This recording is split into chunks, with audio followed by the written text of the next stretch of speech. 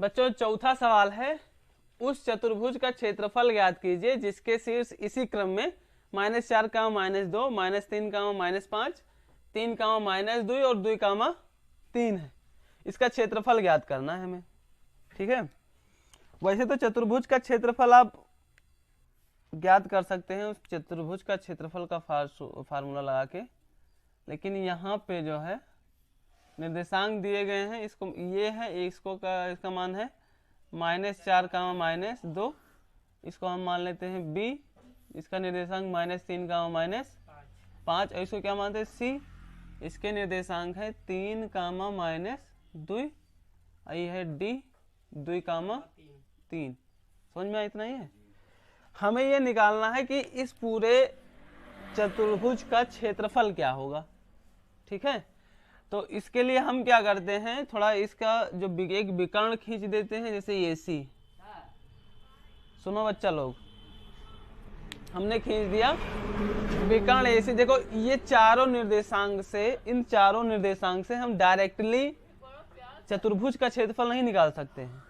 ठीक है, हमारे पास में एक बेहतर तरीका, बेहतर रास्ता ये होता है, इसमें 2 त्रिभुज बन रहे हैं। ध्यान से देखो, एक विकर्ण खींचने के बाद में हमारे पास में 2 त्रिभुज मिल रहे हैं। एक त्रिभुज ABC और दूसरा क्या है, ये CD। ये पहला त्रिभुज और ये दूसरा त्रिभुज। हम क्या करते हैं, सबसे पहले पहले त्रिभुज का क्षेत्रफल निकालते हैं, फिर दूसरे त्रिभुज का क्षेत्रफल निकालेंगे और फिर इन दोनों का क्षेत्रफल जोड़ देंगे। नहीं समझ में आया क्या काम ने? पहले त्रिभुज का क्षेत्रफल निकालो, दूसरे त्रिभुज का क्षेत्रफल निकालो, दोनों को जोड़ दो, और ई वाला दोनों त्रिभुज जुटी हैं तो का होई, चतुर्भुज ही तो होगा। इस आकृति के हिसाब से ऐसे होगा। तो ऐसे डायरेक्टली हम क्या करेंगे, पहले त्रिभुज का क्षेत्रफल निकालते हैं, फिर दूसरे त्रिभुज का क्षेत्रफल निकालते हैं, फिर दोनों को जोड़ दिया जाएगा। किसी को कोई समस्या तो नहीं है? तो तब त्रिभुज ये जिसके निर्देशांक 4, -2, B जिसके निर्देशांक -3, -5 और C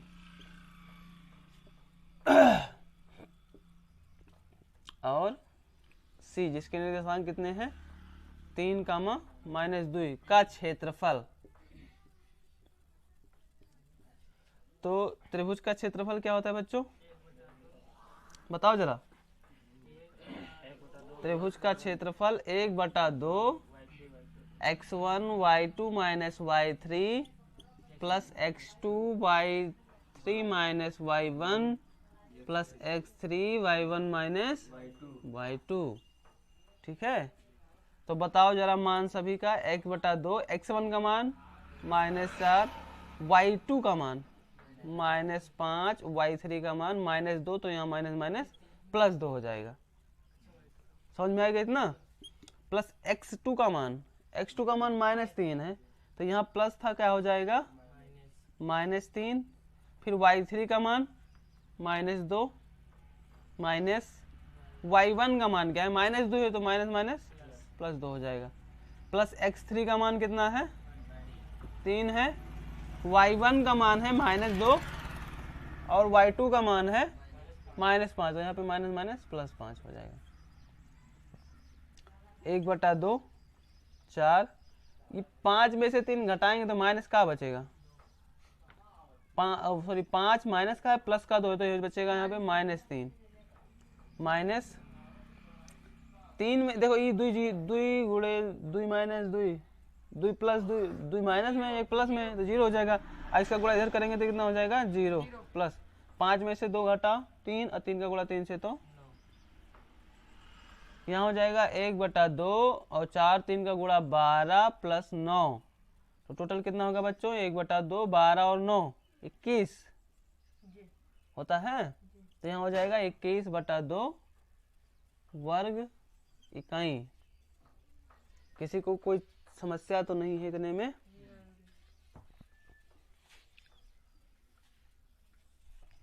अब क्या करते हैं, त्रिभुज ABC का क्षेत्रफल निकल गया, फिर निकालेंगे त्रिभुज ये, यानी कि 4, -2, B 3, -2 और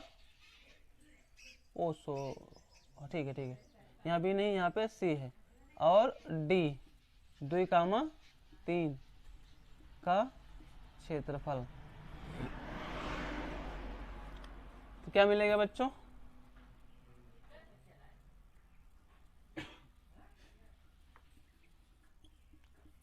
त्रिभुज ए बी डी का क्षेत्रफल निकालें। क्या लगाए formula, 1/2 x1 y2 minus y3 plus x2 y3 minus y1 plus x3 y1 minus y2।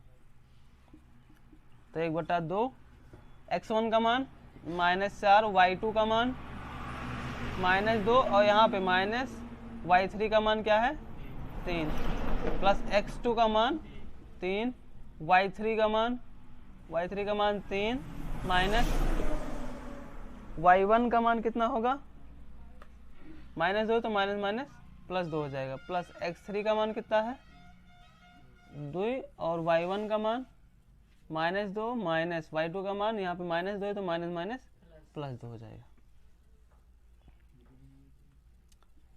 1/2 यहाँ पे -4 गुणे में क्या हो जाएगा -3 -2 मिलके -5 हो जाएंगे, तो यहाँ हो जाएगा -5 प्लस देखो 3 2 5 और 5 का गुणा 3 से तो 15 प्लस देखो 2 में से 2 गवा 0, टोटल 0 हो जाएगा। तो यहाँ 1/2 और 5 9 4 5 20, ये प्लस का 20 प्लस 15, तो यहाँ 15 और 20 कितना हो जाएगा 35 और ये बटे में 2 वर्ग इकाई। इतना समझ में आ गया? कहीं कुछ गड़बड़ तो नहीं हो रहा है? कुछ गड़बड़ हो रहा है कहीं?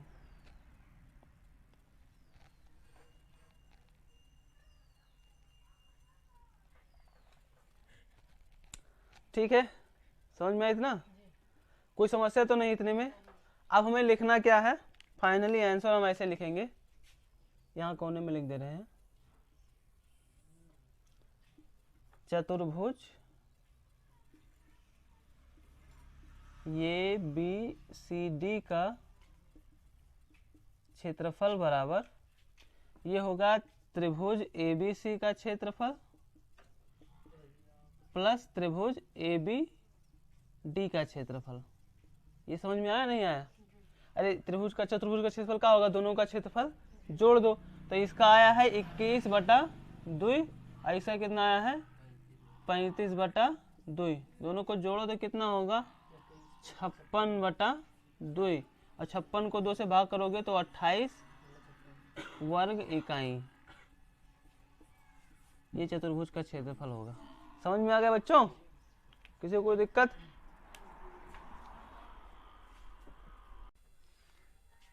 पांचवी सवाल है, ये कक्षा 9 में आपने पढ़ा है कि किसी त्रिभुज की एक मध्यिका उसे बराबर क्षेत्रफलों वाले दो त्रिभुजों में विभाजित करती है।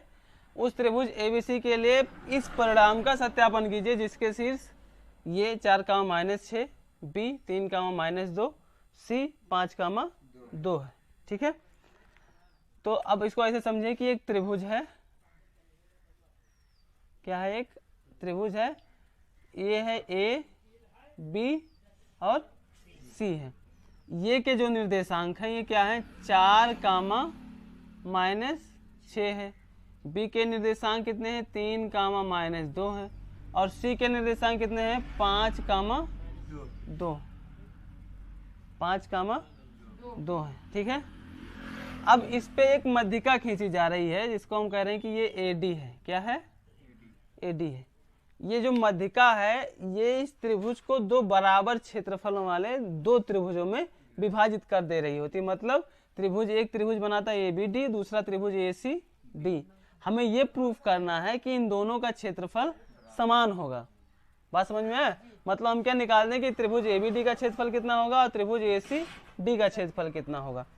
अगर हम डी का निर्देशांक निकालना चाहें तो क्या होगा, चूंकि एडी क्या है एक मध्यिका है और मध्यिका बीसी को क्या करेगी मध्य बिंदु पे काटेगी, यानी कि मध्य बिंदु पे काटने का मतलब ये होगा दो बराबर भागों में उसे विभाजित करेगी। तो अगर डी के निर्देशांक हमें चाहिए तो हम बी और सी बीसी का क्या करें मध्य बिंदु निकाल लें, कोई दिक्कत तो नहीं होगा।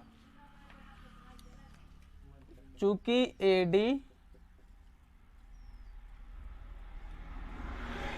एक मध्यिका है, एडी माध्यिका है, इसलिए डी BC का मध्य बिंदु होगा। अतः डी के लिए क्या लिखेंगे बच्चों, x1 प्लस x2 बटे 2 y1 प्लस y2 बटे, तो यहाँ पे x1 का मान कितना हो जाएगा 3 और x2 का मान कितना हो जाएगा 5 बटे में 2, y1 का मान कितना होगा 2, y2 का मान कितना है, यहाँ देखो y1 का मान -2 है, वहाँ पे +2 है, बटे में 2, तो ये हो जाएगा 5 3 8 और बटे में 2 4 हो जाएगा। 5 और 3 को जोड़ेंगे 8 बटा 2 माने कि 4, और यहाँ पे 2 में से 2 गया 0 बटा 2 मतलब 0। डी के निर्देशांक कितने आ जाएंगे 4, 0। कोई समस्या तो नहीं है। अब हम अलग अलग दोनों त्रिभुजों के क्षेत्रफल ज्ञात करते हैं। त्रिभुज ए बी डी में, त्रिभुज ए बी डी में या त्रिभुज ए बी डी का क्षेत्रफल हम डायरेक्ट लिख रहे हैं। त्रिभुज ए बी डी का क्षेत्रफल क्या होगा बच्चों 1/2 x1 y2 minus y3 x2 y3 minus y1 x3 y1 minus y2। तो 1/2 x1 का मान बोलते जाओ तुम लोग 4, y2 का मान -2, y3 का मान कितना होगा 0, तो यहाँ पे -0, प्लस x2 का मान 3, y3 का मान 0, y1 का मान माइनस है तो माइनस माइनस प्लस है, x3 का मान 4, y1 का मान -6, y2 का मान -2 तो माइनस माइनस +2। ये समझ में आया, ये x1 ये y1 ये x2 ये y2 ये x3 ये y3। तो 1/2 देखो यहाँ जी ये क्या है 0 है, तो 2 और 4 का गुणा हो जाएगा तो 4 दूनी 8, वो भी माइनस में। कोई समस्या है किसी को। 6 देखो 6 में 0 जोड़ोगे कितना आएगा 6 आएगा, 6 का गुणा 3 से 6 3 18, प्लस 6 में से 2 घटेगा, प्लस माइनस है ना, तो -4 बचेगा, -4 का गुणा 4 से तो -16। समझ में आया इतना, कुछ गलत तो नहीं कर रहे हैं। कितना हो जाएगा देखो 18 और 16, या फिर ऐसे करो 18 में से 8 घटेगा 10, फिर 10 में से 16 घटाओ कितना बच जाएगा -6। 18 में से 8 गया 10 और 10 में से फिर 16 घटेगा तो -6 1 बराबर 2 1/2। तो यहाँ से डायरेक्ट लिखते हैं हम त्रिभुज ए बी डी का क्षेत्रफल कितना हो जाएगा 1/2 गुणे -6, 2 1 कम 2 और 2 3 6, तो यहाँ पे -3 आ रहा है। चूंकि क्षेत्रफल कभी माइनस में नहीं होता है इसलिए हम इसको हमेशा क्या लिखेंगे प्लस में। कोई दिक्कत है इसमें, वर्ग इकाई। अब त्रिभुज ABD क्या होगा, ABD का क्षेत्रफल मिल गया हमें, ACD का क्षेत्रफल निकालना है। तो त्रिभुज ACD का कितना होगा 1/2 x1 y2 माइनस, कैसे निकालेंगे 1/2 मान लगाओ जरा, 1/2 x1 का मान क्या होगा, x1 का मान 4 और y2 का मान 0 माइनस y3 का मान 2 प्लस x2 का मान 4, फिर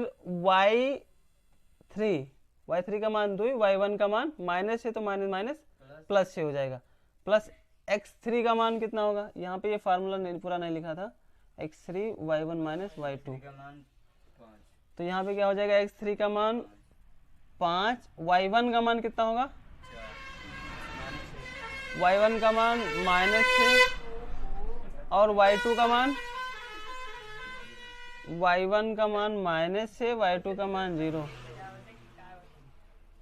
यहीं पे पहुंच के बजा देते हैं।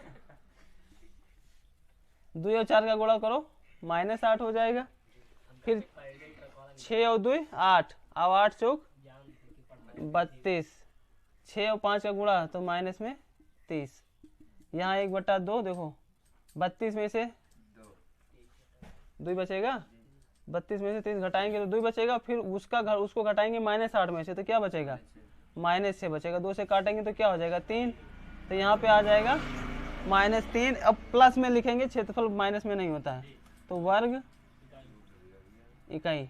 इतना समझ में आ गया।